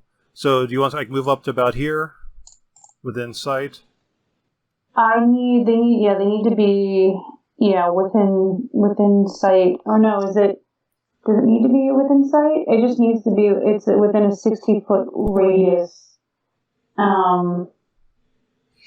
Any creature in the area when the spell is cast. So you can cast it for a 60-foot radius. So, okay. So if you guys just got out of here past the pivot a little, you could cast it for basically 60 foot. That's pretty much going to be most of this area. So you could light this place up in Fairy Fire. Okay. Right. I don't want to necessarily center it on me. If I know the general area where they are, I prefer that it's like if I can project it a little bit, I would. Yeah, so we'll have you move just a little bit to get a better line of sight. And then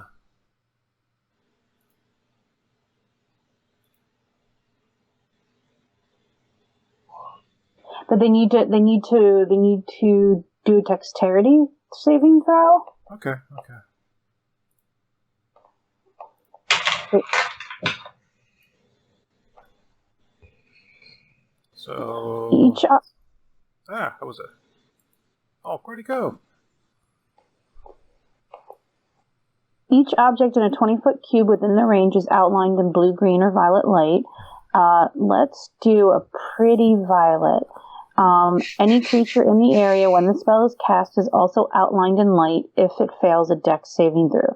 For the duration, the objects and the affected creature shed dim light in a 10-foot radius. Okay, so this is a skeleton.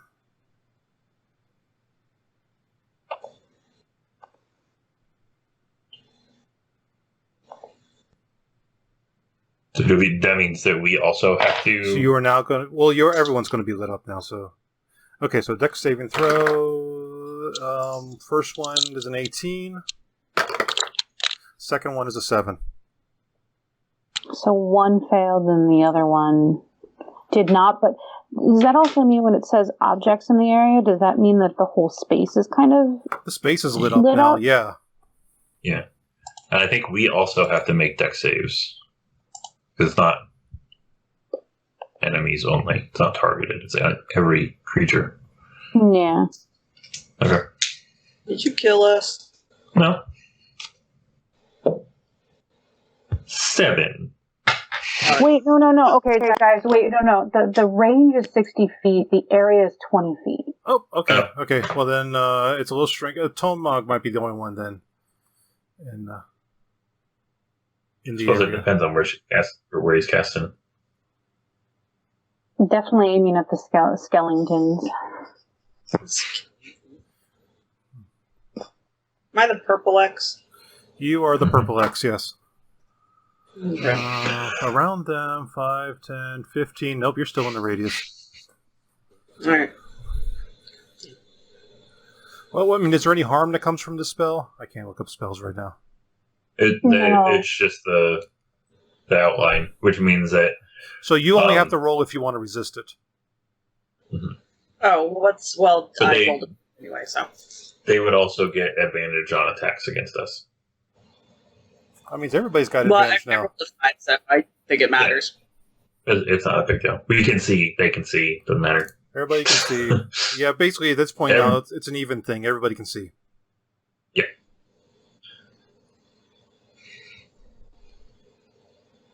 Okay, which now brings us to the skeletons, who are both going to charge Tom. Thomag. Excuse me. And attack. Come at me. Actually, they're just going to turn where they are at right now, and both try to shoot you with their short bows. Boo. Can I jump in real quickly? Do I get a cunning action in that last action as well, too? Yeah, what do you want to do? Hide. Okay, go ahead and roll stealth. Stealth, you say? Sorry to jump in. No. That's definitely a thing you can do now. You got a few more tricks up your sleeve now. Okay. You feel you've blended into the night. All right, Thomag. First shot. 18 plus 4. 22. Yeah, that is. All right, let's see what the other one does. That's an 11 plus 4, which is 15. That is too. All right, so they both hit. All right, 1d6 plus 2. First one is a 6. That was cocked. That was cocked too. I might as well just drop it in here. 4, 6. So a total of 12 points. Nope. Thump. I am Thomag again. Thump. All right. And I take 1 hit. So now you see the wolf just get pelted, nails, and then there's like a sort of flash of radiant energy. Then all of a sudden, there's Thomag sort of kneeling on one knee with 2 arrows now in him, looking almost perturbed, but not quite yet. Speaking of which, Thomag, it's your turn. Okay. I have an important question. Yes. Can I cast spells while raging? I don't see why you couldn't. But Okay. just remember that rage is your bonus action. It would take an Right. action to cast a spell. That would be your turn. Correct. Okay. I'm just checking. Okay. I would like to rage. Of course. Yay! Grr. And I'm going to run at them while pulling my super duper goggles down. Okay. And I'm going to go ahead and swing on whatever the closest one is. Okay. And I can see them now. All right. Well, you can see them anyway with the fairy fire. But yes. Yeah. But I can see everything now. Because now I have dark vision. Attack. Plus 2 minutes. Okay. I think I still only get 1 attack, though. Not great! You still don't get... I thought you get 2 attacks. I guess that's not until 6th level. Yeah, well, I'm only 3rd barbarian. Oh, yeah, you're only a 3rd level barbarian, not a 5th level barbarian. Does 8 hit? 8? Nope. You come in, you're angry, you're looking down through 2 things, but as you take the swing, you forgot to take care of the arrows. So as you swing down, you kind of hit the arrows, and it kind of throws your aim off, and you sweep right past them. So now we got Mascot's turn. Places in next jail. So Mascot's up. Mascot's gonna do what Mascot does best and try to bite the leg off of Nom nom nom. the nearest skeleton then. Okay. And attack. And you get pack attack because Thomag is there. Yes. All part of the plan. So his first roll is a 23. That hits. Ooh. I don't think he has to roll again then. Because that's all pack tactics gives him is about his You could roll it one more time to see if you get a natural 20 to see if you get a crit. It's always worth to do it if you get an advantage to do it. Yeah, that's true. He did not. Okay. We'll stick with the 23. Alright, it's a hit. Alright, his damage is... Does he get to level? Did we ever decide that? Yeah, and I forgot to give information to you, so you'll have it next time. So, for the sake of now, add a +1 to the damage that says there in the book. I think it might be higher, but just to because we're homebrewing this one a little bit. So he does 10. All right, it's 10 points of damage. Mascot runs up and just takes out the femur, the big old femur bone of this thing, and just pulls it off the skeleton. The skeleton's now like on. It's almost prone. It's holding itself up with a shield now. It's using a bow, basically, as a crutch now at this point, with a short sword in its hand, and it is looking rough. Wow. You went there. Does Mascot get 2 attacks? I don't think so. Okay. No, I just think he was always that awesome. Okay. Well, next it's Aranel.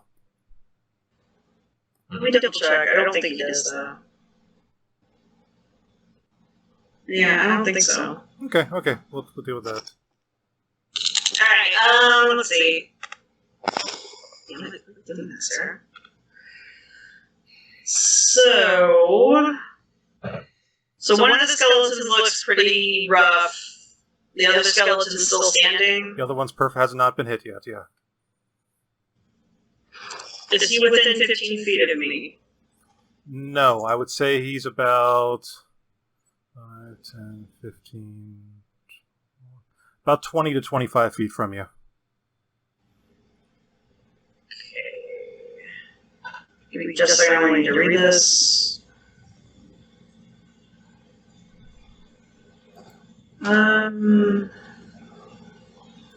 Yeah, about 20 feet. I want to send a ray of frost at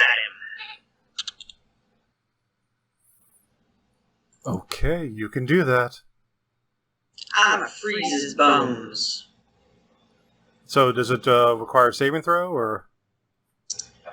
Casting time 1, range 60 feet, duration instantaneous. No, I just have to hit. Okay, so you have to do an attack roll. Okay. Yeah. Alright, so it's a d20 plus 4.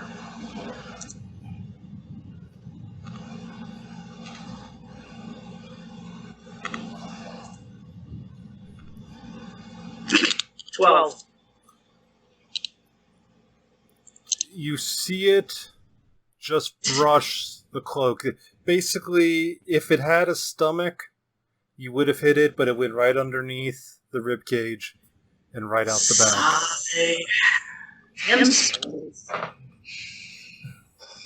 All right. Wait, what's my lucky cat icon thing do for me? I forget. You were supposed to put it in your book. We only kind of vaguely talked about it. You said you were going to send an email. Oh. It's a lucky stone, right? It's a lucky stone. I think it has to do with saving throws. But I'll confirm Okay. I'll confirm it for next time. Let's roll next then. Ty, it is now your turn. Okay, I'm hidden. I think I can do sneak attack, although I don't know how much damage arrows do on skeletons, so maybe just a well-aimed hit. They're just a creature. I mean, you've run into some skeletons in the past. They're pretty easy fodder. Okay, then I'm going to try and shoot them with my crossbow. Okay, and it is a sneak attack because you are hidden. So what kind of advantage does that give me again? It gives you, because you also have a party in favor, so you have an advantage to hit, and then I think you get sneak attack damage. And if not, we'll correct that for next time. Okay, sneak attack damage. So I got it. So it's a roll d20 plus my proficiency bonus. Yes.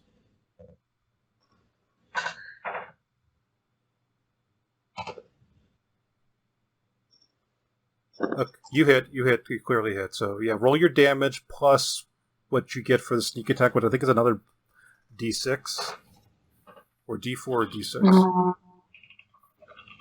So 2d6. plus the whatever bonus you get for hits. All right, so the one that hadn't been hit yet, Thomag, you're staring at it, and ping, the head goes off. It rolls in one direction, and then the bones just collapse in a lump in front of you. Not again! So we are now back to the top. We have the skeleton that's still in front of you, Thomag, and he's got his short sword, and he's looking rough, but he's going to try to take one more swipe at you. Or a swipe. He got shot you last time. 8 plus 4, that's 12. The 12 to hit That doesn't Thomag. hit anymore. He is too weak at this point, and just woofs it. Now it is your turn. I'm going to take a step back. I'm going to light it on fire. Wait a minute. Are you taking a step back? Are you trying to disengage from the creature? Nah. I had my dice ready to go. Go for it. Attack of opportunity if you step back. Mm-hmm. All right. Never mind. 3 plus 4, 7. Once again, there's nothing to it. Missing a leg really messes up with your technique. I create a bonfire under him. Okay. Dex save 12. You know what? I'm going to say disadvantage because he's got one missing a leg. And he's not used to having a missing leg. Okay, 6 plus 2 is 8. Good job. You said 12? Yep. You said 12, right? He failed. Okay. Yeah, or take 1. So he takes 1d8 fire, which is 1. You see the bones are burning, and he's rough, and there's a lot of scarred black bones at this point, but he's still holding his sword in his hands. Also, the cavern lit. And the Is he gonna cavern. gnaw at his ankles next? Yeah. What did you say? Is Is he gonna gnaw at your ankles next? So how long does the bonfire stay up? It's concentration up to a minute, and the bonfire ignites flammable objects in its area that aren't being worn or carried. Anybody moving into that space. So it's a 5-foot cube, so it's basically just the skeleton. Oh, So- so my earth one only expired. That's kind of cool. So it's This Mascot's is one turn, black one. but there's a big roaring bonfire with the skeleton in the middle of it. I feel like mascot would not like that and would like Back up. avoid. Yeah, would probably run away from it. Okay, so Aranel, it's going to be your turn then. Well, it's only if you move into the space. So if you Well, yeah, try but to he's a attack, wolf and it's fire. Yeah, I guess that's true. Okay.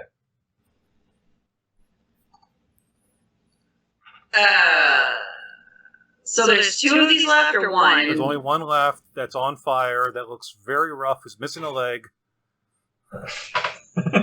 His bones are charring at this point. Going to Eldritch Blast him. Yeah. All right. Not Oh, that that hellfire. actually works, but you know, whatever. Burnt bones, Boom. hellfire. 20! Roll damage. Don't put my fire out. It's Eldritch Blasting him. Okay, never mind. I don't play. 3! I helped. Thankfully, you only needed 2. So More than my 1 from 5. So there's the bonfire over here. Then Thomag, behind you, you see this familiar fuchsia and teal light streak past you into the flame, momentarily overriding the flame color itself. At which point, then the skeleton just sort of explodes into a few pieces. You have to dodge the skull. You get hit by a tibia, but other than that, there's like burned bone and a bonfire in this cavern. But you look around, and there's nothing else in here, and the cavern is empty. And I think that's where we're going to call it for this time. We will stop it here in this cavern. We are on its time clock right now, and in 2 weeks, in October, on the 13th, we will find out what's going on here. So yes, for those who are familiar with us, next week, go over to our YouTube channel, and you can watch Still Digging at 8 o'clock, same time we started here. And at 9 o'clock, you can watch the Ritual and Rolls recap, where we're going to recap what happened here during the first session and talk about what, if any, archaeological implications occurred during this first session of the group. So I hope you've enjoyed it. We hope you join us again in 2 weeks when we're back out here again. I hope you join us next week for the recap show, but hope you join us in 2 weeks to find out what happens with this party now that they're in this cave, looking for answers and finding out about death curses and such. So, until next time, bye-bye. Bye, everybody. Thank you for showing up.